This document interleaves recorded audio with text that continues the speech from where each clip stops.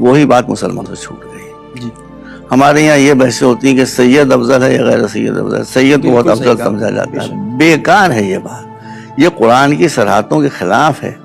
قرآن کہتا ہے خلقی طور پر پیدائش طور پر نہ کوئی اونچا ہوتا ہے نہ نیچا ہوتا ہے. آدمی کا یا کردار ہوتا ہے یا نالج ہوتی ہے جس سے آدمی اوپر جاتا ہے اور نیچے آتا ہے. قرآن میں ہے کہ عالم اور جاہل برابر نہیں ہو سکتے. مگر ہمارے یہاں جو مصیبت آئی یہ بات بہت لمبی. ہم کیسے آپ کے سامنے عرض کریں کہ رسول کے بعد جو رسول کی لائن تھی وہ مسلمانوں سے چھوٹ گئی. کوئی شیعہ سنی مسئلہ نہیں ہے. کوئی شیعہ سنی مسئلہ نہیں. سنی ہمارے بھائی ہیں, ہم ان کو اپنا بھائی کہتے ہیں, بھائی سمجھتے ہیں. اسلام کے کسی فرقے میں مونارکی نہیں ہے, الاؤڈ نہیں ہے. اسلام کے کسی فرقے میں ملوکیت الاؤڈ نہیں ہے.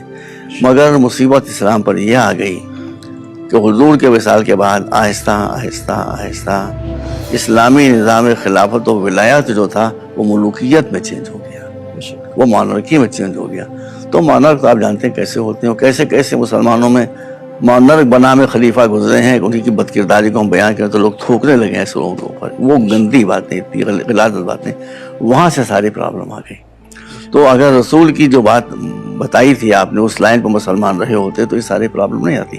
اسلام میں جو سب سے بتایا گیا رسول کی حدیث ہے, شیعہ سنی دونوں کتابوں میں ہے کہ الجہل اصل کل شر والعلم اصل کل خیر. یہ تمام کتابوں میں رسول کی حدیث ہے.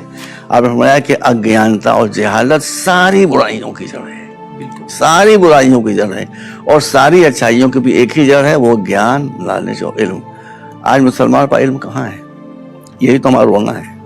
مسلمانوں کے پاس علم ختم ہو گیا. ہم شیعہ سنی کا مسئلہ نہیں ہے. دو سعودی عرب zero, Qatar zero, Kuwait zero, Jordan zero.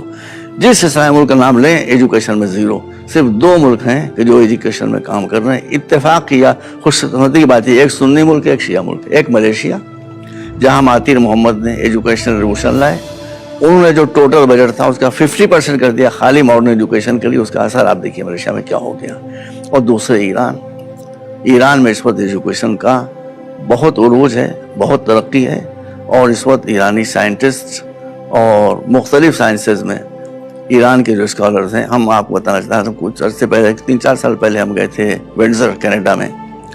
تو ہمارے سامنے ونڈزر ٹی وی کے اوپر ونڈزر یونیورسٹی کے جن لوگوں نے PhD کیے تھے ان کے نام آ رہے. آپ کو حیرت ہوگی سن کے, ہم نے دیکھا اس کو اچھی طرح سے کہ ونڈزر یونیورسٹی میں 48 بچوں نے PhD کی تھی. ان 48 میں 35 ایرانی تھے.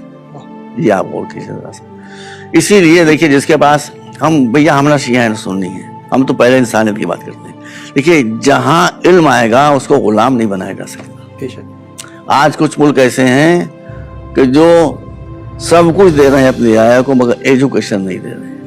اس لیے کہ ایجوکیشن آ جائے گی تو آدمی سر جھکانا بھول جائے گا. بالکل صحیح. وہ چاہتے ہیں ہمارے غلام بنے رہیں. ہم آپ سے اتنی سی بات بتا دیں, کہیں بات سوال کرتی ہے. مدتوں سے امریکہ جا رہے تھے. جو امریکہ کے اصل نیٹو تھے وہ آج ریڈ انڈینس کے ہیڈ تھے. ان کی حالت جا کے آتی تھی. ان کے لیے شراب جو ہے وہ فری ہے.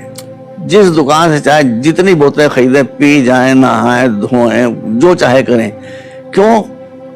وہاں کے لوگ چاہتے ہیں نشے میں پڑے رہیں تاکہ ان کو کبھی یہ خیال نہ آنے پائے کہ ہمارا ملک کے لوگوں نے چھین لیا, اب ان سے ہم دوبارہ چھینیں.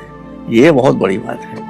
تو جہاں انسان کو دیکھیے جس طرح شراب کا نشہ ہوتا ہے بیٹا, اس طرح مذہب کا بھی نشہ ہوتا ہے. بالکل صحیح کہا. اسی طرح مذہب کا بھی نشہ ہوتا ہے, اسی طرح دھرم کا بھی نشہ ہوتا ہے. دھرم کا نشہ بھی انسان کو پاگل بنا دیتا ہے, مذہب کا نشہ بھی انسان کو پاگل بنا دیتا ہے. اسی لیے مولانا نے فرمایا ہے, ہمیں بات تلخ ہو جاتی ہے, اسی لیے مولانا نے فرمایا ہے کہ ہر ایک دھارمک انسان کے دھرم پر یقین نہ کرو, پہلے یہ دیکھ لو کہ وہ دھرم میں ایب نارمل تو نہیں ہے. واہ, بس اگر وہ ایب نارمل ہے تو وہ دھارمک نہیں ہے, وہ خالی شو ہے. جیسے ترکاری آتی, بھنڈی آتی ہے, جو 80 بھنڈی ہوگی اس کا رنگ اتنا گہرا سبز نہیں ہوگا, جتنی رنگی بھی ہوتی ہے اس کا رنگ زیادہ سبز ہوتا ہے. تو اسی طرح سے جو لوگ دھارمک رنگے بھی ہوتے ہیں وہ زیادہ دکھائی دیتے ہیں دھارمک, لیکن ان کے اندر کچھ نہیں ہوتا ہے. انہیں سے دھرم جو ہے بدنام ہوتا ہے. بہت خوب, بہت اچھی وضاحت کی ڈاکٹر صاحب آپ نے. حقیقت بھی ہے. اور جس طریقے سے دیکھا جائے ڈاکٹر صاحب, زیادہ تر جو ممالک ہیں ایران میں ماڈرنٹی کے ساتھ ساتھ جو اسپریچول جو چیزیں دکھتی ہیں کہ وہاں پر جو علمی نالج وہ بھی ہے لوگوں کو. اور ایران حقیقت میں ایک ورڈ ہے کہ ایجوکیشن, جس کے سلسلے سے کہا جاتا ہے کہ اگر علم حقیقت میں آدمی جان لے کہ صحیح علم کیا ہے تو بہت کچھ اس دنیا میں کر سکتا ہے. डॉक्टर साहब जी। एक सवाल हमारा